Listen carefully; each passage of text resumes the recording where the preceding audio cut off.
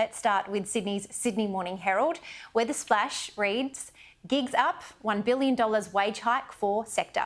Almost $1 billion a year is expected to be added to the wage bill in the gig economy and the labour hire sector under the second tranche of Labor's industrial relations reforms. Meanwhile, over the Australian, it took about 5 people to tell me what this figure was, but turns out this headline reads, Boss's $5 billion IR bill.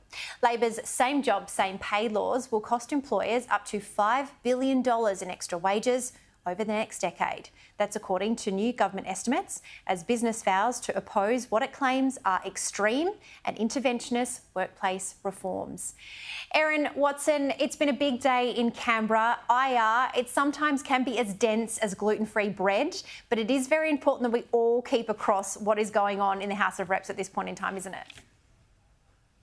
Well, you know me, Jenna, I love my gluten-free bread, and I have some recommendations if you want them as well. So, look, it's really interesting because I've actually spent the first 6 months of this year working on digital platform and labour issues across Southeast Asia. So I can see now Australia having to grapple with dealing with that flexible availability of work for online platform workers, balancing social protections, which is fundamentally where the government's coming at this from, and at the same time, what that then means for consumers. So somebody will have to pay, and I'm at the point with most platforms in Australia with the amount of fees. I pay $15 for a fried rice and have to pay $50 for it to be delivered, between service fees and other charges and all kinds of things. So once you get a point where it becomes too expensive for the consumer to be using, and those costs will be passed on because the companies aren't going to, bear the brunt of that, that's where you're going to see these business models break down. And then that's really problematic for the economy as well. Of course.